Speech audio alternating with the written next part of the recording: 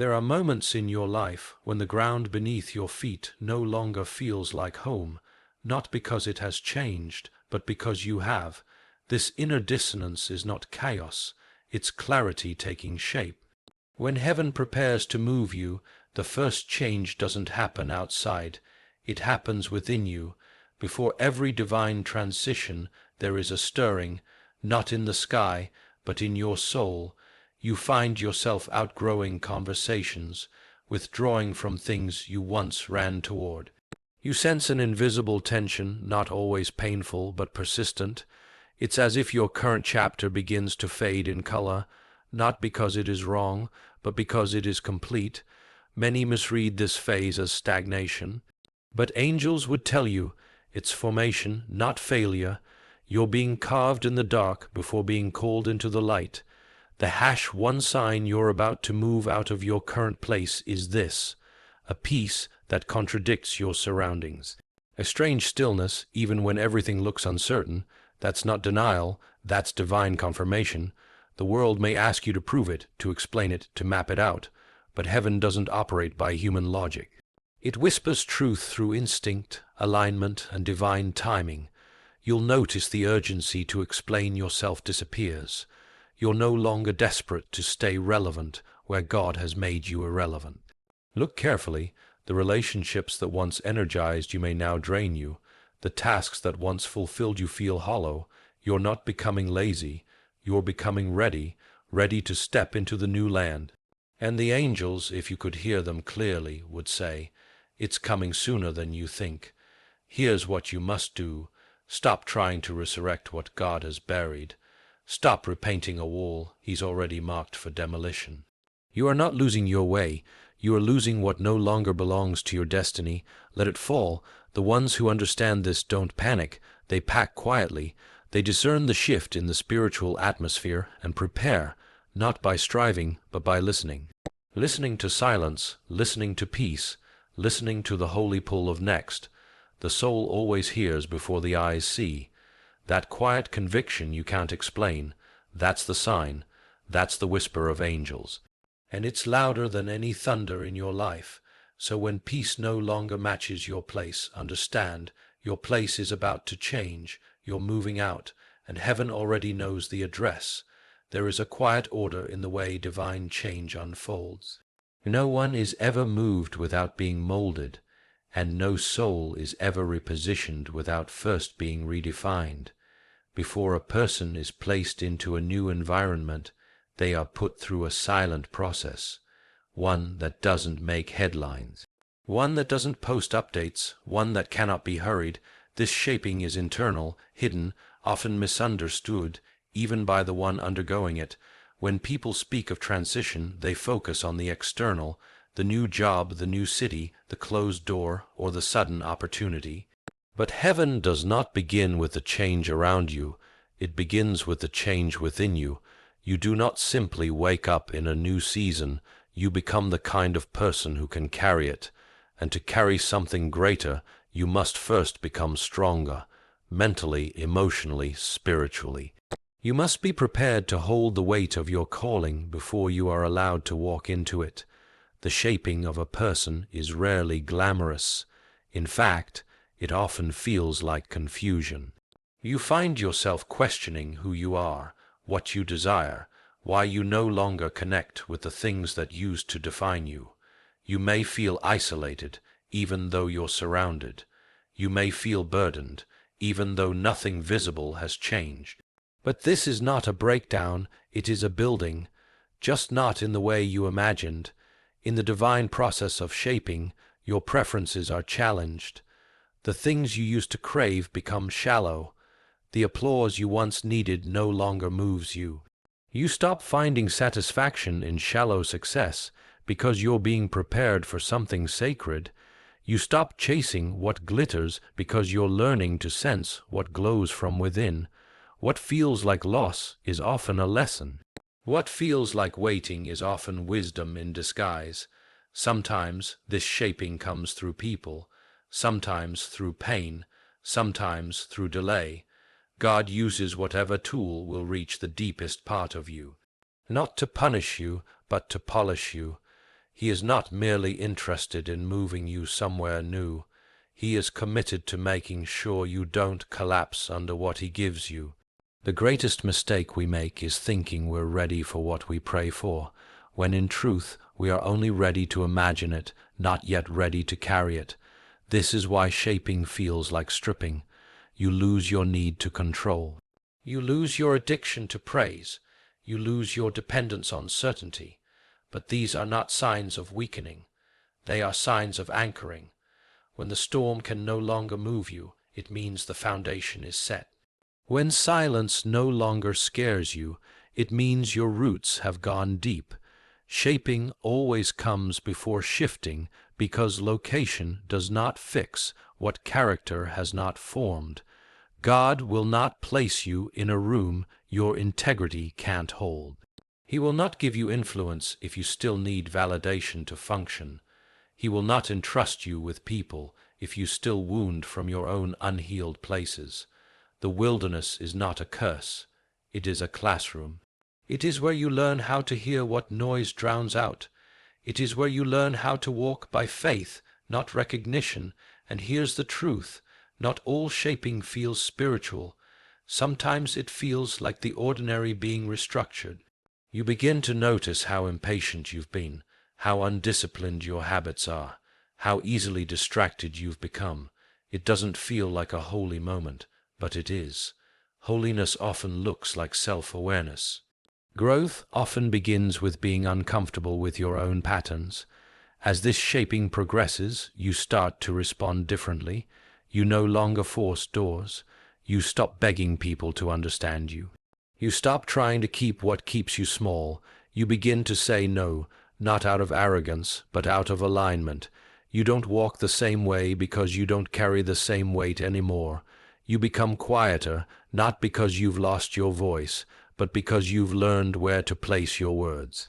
When God shapes you, he does so with eternity in mind, not the applause of the moment, but the assignment of a lifetime. Every hidden season, every unseen tear, every unanswered prayer, they are not wasted. They are wiring you for what's next. He is not rushing you into the spotlight. He is strengthening your soul in the shadows. So when you feel stuck, ask yourself, what is God shaping in me? Because you can be certain of this. He never shifts you without shaping you first. And if you are being shaped, then movement is not far behind. Discomfort has a way of breaking through our illusions. It shows up when we least expect it, when routines begin to feel heavy, when relationships lose their depth, when the dreams we once cherished start to feel like burdens. But in the realm of divine design, discomfort is never random. It is not a flaw in the system, nor is it a cruel delay. It is, more often than not, a signal that something greater is being stirred. People are quick to associate comfort with blessing and discomfort with disfavor. But that is a limited perspective. If you study any person who has walked in true purpose, you will see this pattern. Before every promotion, there is a period of pressure. Before every calling is fulfilled, there is a crisis that redefines what truly matters. Discomfort is not a punishment, it is a preparation room for the next dimension of your life. In moments of divine discomfort, your environment no longer matches your inner awareness. What once fit begins to chafe. The same conversations feel shallow, the same places feel unfamiliar. You may try to force yourself to be grateful for what you have, but something in your spirit knows this is not where you're meant to stay. That tension is holy, that unrest is sacred. It is the soul's way of saying there is more, but you must grow to reach it. Discomfort is a mirror. It reflects back to you the habits that no longer serve you, the attitudes that keep you small, and the beliefs that limit your view of what's possible.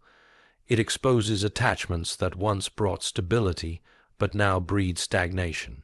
It reveals the inner clutter you've been ignoring, and while it feels unsettling, this revelation is a gift. It is what growth always demands. There is a kind of discomfort that does not come from external chaos, but from divine contrast. You begin to see glimpses of what could be, but you are still tied to what is. This tension creates an ache, a frustration, not because you are failing, but because your potential is expanding. Heaven allows that discomfort so you don't settle. So you don't stay loyal to a version of yourself that no longer aligns with your assignment.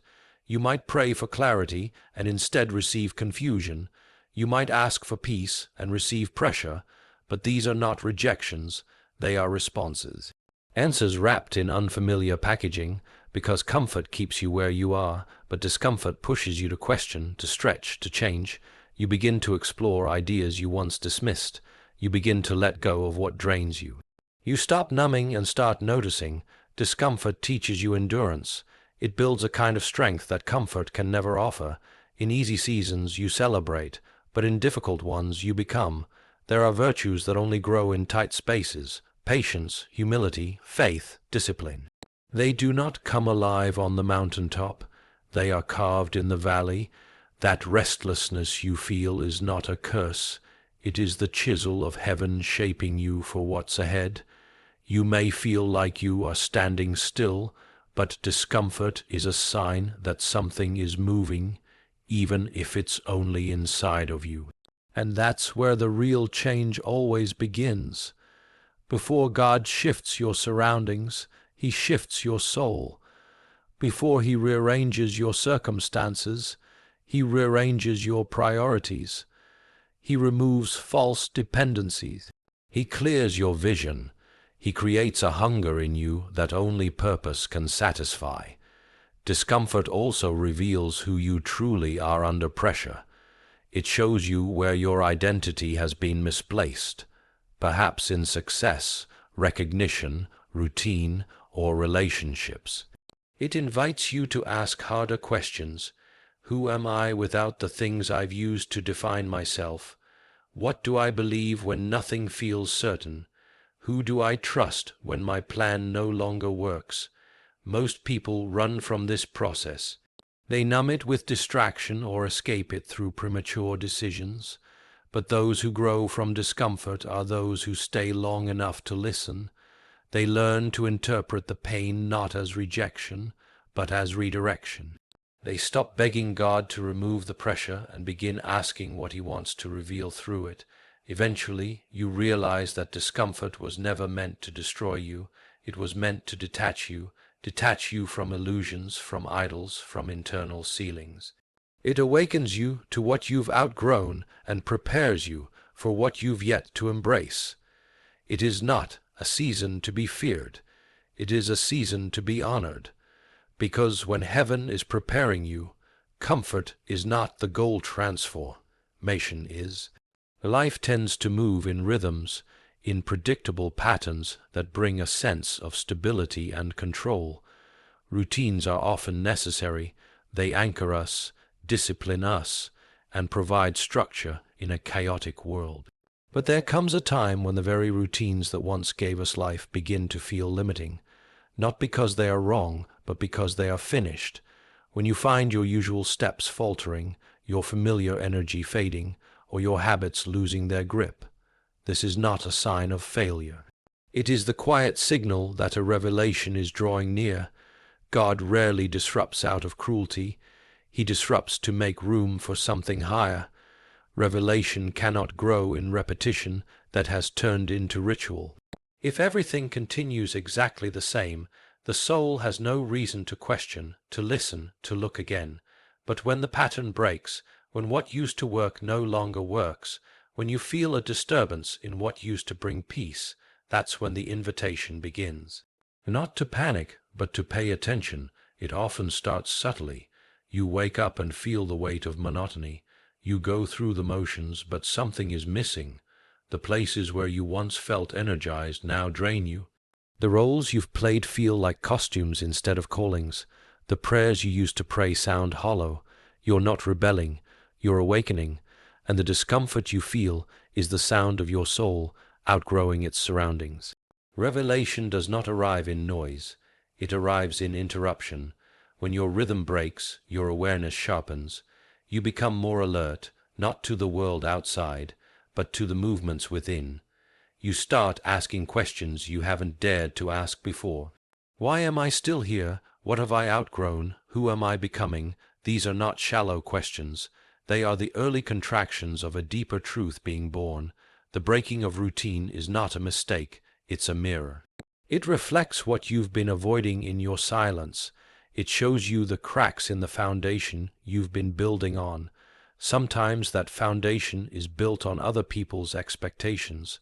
Sometimes it's built on fear disguised as discipline. Either way, the routine begins to crumble when the season changes, and you cannot cling to a winter routine in a spring season. It will suffocate your growth. Revelation does not always come through study. Sometimes it comes through disruption. When the path disappears, you finally stop and look up.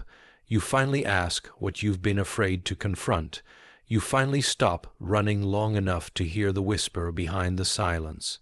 That whisper does not always give you answers, but it gives you perspective, and perspective is the first seed of transformation. Many people try to fix a broken routine by forcing it back into place. They push harder, they double their effort, they blame their laziness, but the truth is, what feels like laziness is often misalignment. Your energy is no longer available for something that your soul has already released. Forcing yourself to stay in a broken rhythm will not produce growth. It will only delay your clarity. The mind longs for control, but revelation respects surrender. You will not find new insight if you refuse to leave old systems. When your rhythm breaks, your spirit begins to listen. This is the space where revelation finds you, not through effort, but through awareness. You start to notice divine patterns. You begin to recognize that even the interruptions are intentional. That your fatigue is holy, that your boredom is prophetic. Some of the most profound insights come in the middle of life's most inconvenient transitions. When you lose the job, when the plan falls apart, when the routine fails you, that's when the deeper wisdom arrives. It's not hidden in the noise of repetition. It's waiting in the pause, in the space between what used to be enough and what is quietly calling you forward. The breaking of routine is also an invitation to rediscover your purpose, not as a performance, but as a posture. You're not being asked to do more. You're being asked to become more aware, to listen more deeply, to walk more slowly, to live more intentionally. And in that slowing down, in that space where you stop trying to make everything work, you begin to see what's been there all along, waiting for your stillness to notice it. When your routine begins to break, don't rush to fix it. Don't fear it, don't escape it, look into it, because revelation is not far behind, and what is coming is not just new information, it is transformation. When you are on the edge of divine transformation, the shift often begins with your relationships. Not in arguments or obvious betrayals, but in quiet fading. People who were once central begin to grow distant. Conversations that once flowed begin to stall. Connections that once defined your identity lose their pull. This is not rejection, this is not abandonment, it is alignment. The more your spirit matures, the more your circle begins to reorganize itself without permission. You don't need to be angry with anyone. You don't even need to have a final conversation. Sometimes the goodbye is in the slow disappearance. The right people, the ones meant for your current level, will either rise with you or gently step aside as you ascend. And you must have the courage not to chase what God is removing. The fading is not personal. It is purposeful. It is heaven pruning your attachments so that your attention becomes sharper. We often assume that growth brings more support, more affirmation, more company. But in truth, growth often begins with less. You begin to crave solitude, not because you're lonely, but because the noise around you no longer matches the stillness God is cultivating within you. The voices that once comforted you now distract you. The advice that once helped you now confines you. This is how you know something deep is happening. You're not offended, you're just not drawn the same way anymore. When people begin to fade, it creates space. And that space is often filled with silence, not the silence of emptiness, but the silence of presence. You begin to sense something sacred in your stillness. You stop running to others for validation. You stop needing to explain your every decision. The silence becomes your teacher, and what was once unbearable becomes undeniable. That stillness starts to speak. There is a silence that doesn't feel cold, it feels rich. It feels like preparation. It feels like something is being whispered just beneath the surface of your distractions, and the only way to hear it is to stop talking, stop performing, stop seeking noise to drown out your intuition. The right silence does not isolate you. It introduces you to yourself. It pulls out your real thoughts, your buried desires, your forgotten truths. Not everyone can walk with you into the next season. Not because they're wrong, but because their role is complete. When people fade, it's often because their frequency no longer resonates with yours. And no matter how much history you share, a mismatch in purpose will always cause distance. You must honor that distance. You must release the need to make every relationship eternal. Some people were only meant to get you here, not to go with you there. This process can feel painful at first. You'll question your discernment, you'll wonder if you've done something wrong, but in time you'll begin to see that what felt like loss was actually liberation. You weren't being abandoned, you were being cleared for clarity. You were being separated from the voices that kept you small, and in that separation, your own voice became louder. You'll notice you stop explaining yourself, you stop oversharing, you no longer feel the urge to justify your pace or your path. That's not coldness, it's confidence, the confidence that comes from spending enough time in the right silence to know you are being led, not by approval but by alignment, not by popularity but by peace. The fading of the wrong people often precedes the arrival of the right ones, but they don't come immediately.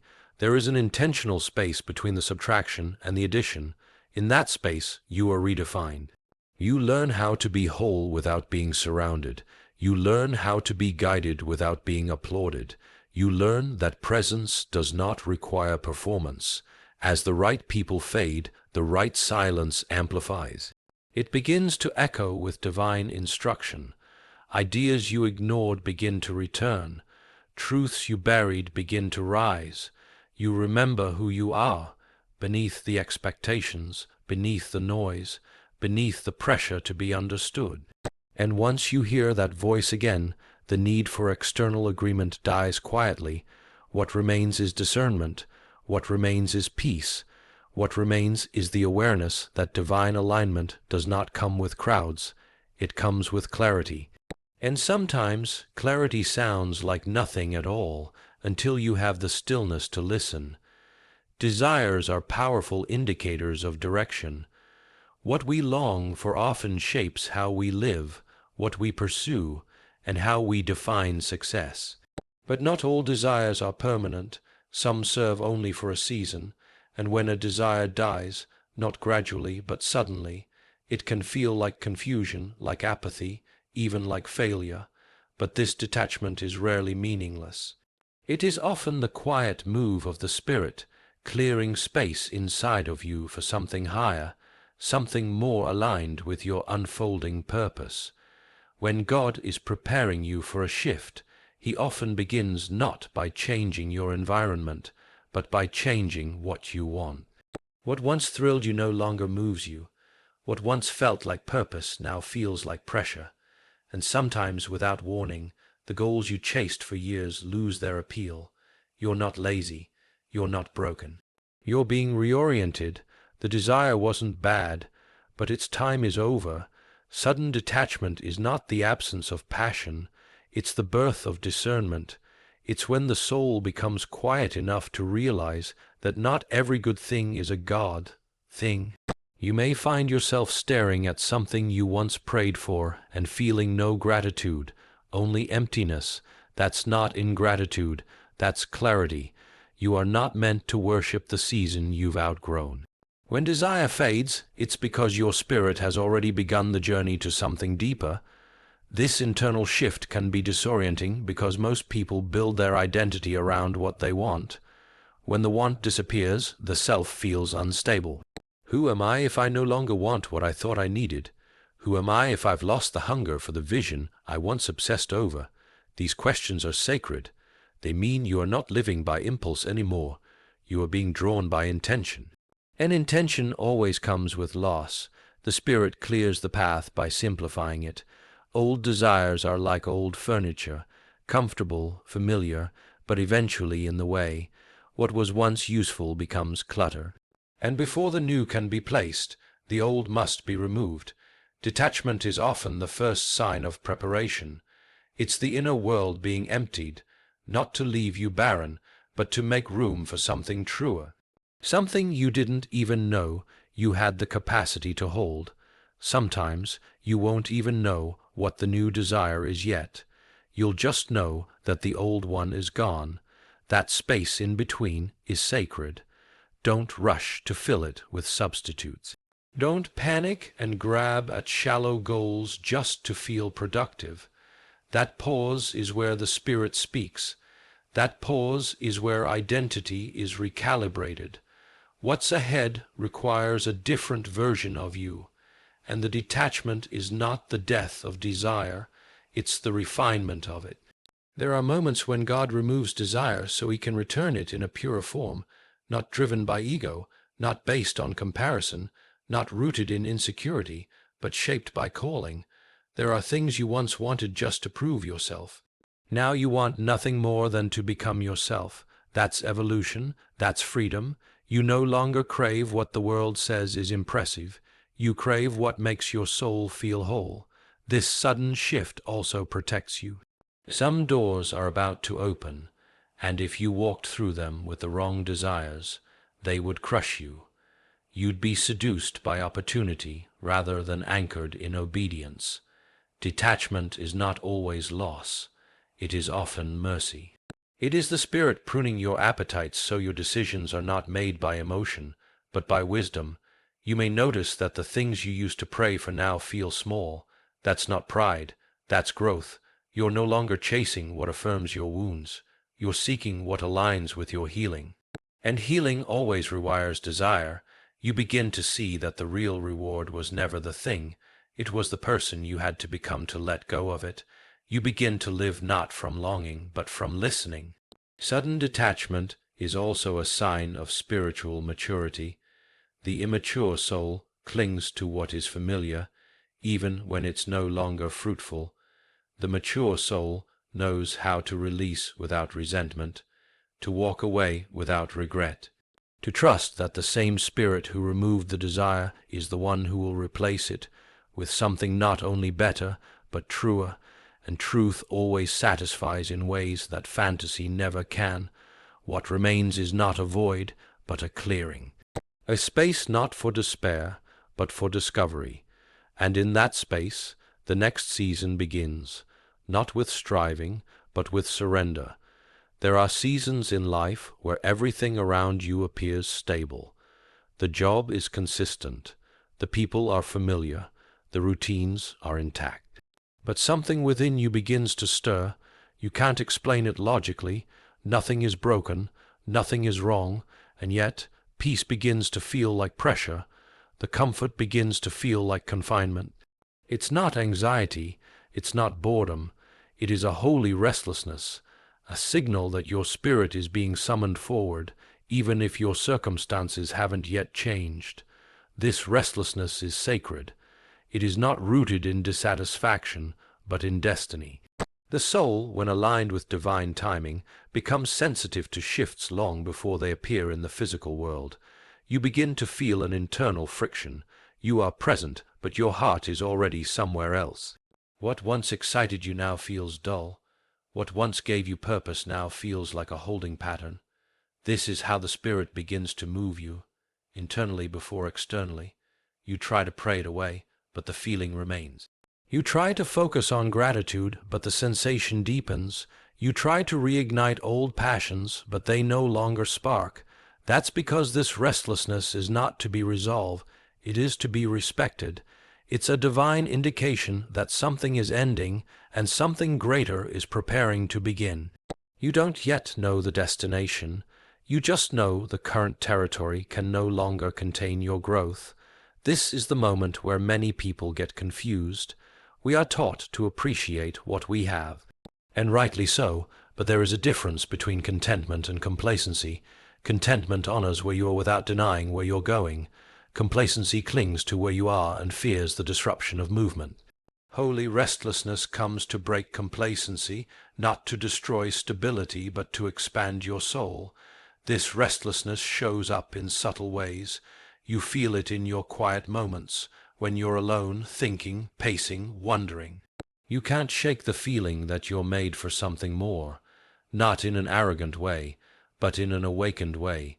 You begin to sense that your current chapter has reached its final pages, but the next chapter hasn't yet revealed its first line. That tension between the ending and the unknown is where holy restlessness does its deepest work. You may begin to feel disconnected from things that used to define you, your titles, your ambitions, your familiar relationships. They start to lose their emotional gravity, not because they were false, but because they were seasonal. Holy restlessness dismantles identity built on temporary roles and calls you to rediscover identity rooted in eternity. You're not just transitioning tasks, you're transitioning perspectives. It's in this space that many attempt to distract themselves with noise, with work, with surface-level connections, but the restlessness will persist because it's not a disturbance to be silenced, it's a calling to be heard. You are being summoned to a higher place of awareness, a deeper level of obedience, a bolder step of faith, and the longer you resist, the more uncomfortable staying becomes. This restlessness also has a way of stripping your excuses. It won't let you hide behind logic. It won't let you settle for good enough. You begin to see the cost of remaining where you no longer belong. Your spirit becomes allergic to stagnation. What once felt safe now feels suffocating. You begin to understand that comfort can be a cage, and holy restlessness is the key placed in your hand, not to shame you, but to awaken you. Sometimes you'll try to force old situations to work again. You'll try to revisit past commitments with renewed energy, but it falls flat, not because you're failing, but because your grace has moved. When grace moves, you must move with it, and holy restlessness is grace's whisper saying, it's time. Time to release, to risk, to relocate. Whether physically, emotionally, or spiritually, this restlessness also prepares your discernment. In the silence it creates, your spiritual hearing sharpens. You begin to recognize divine patterns. You begin to trust subtle nudges. You begin to see signs you previously overlooked. You realize that the discomfort is not punishment, it is preparation. You're not being pushed out, you're being drawn forward. You cannot stay here. That is the unshakable truth that anchors the holy restlessness. Even when the next steps aren't clear, the inner knowing is loud. You don't need to have all the answers. You just need the courage to stop pretending you fit where you no longer belong. And in that courage, your next season finds its opening, not through control, but through surrender.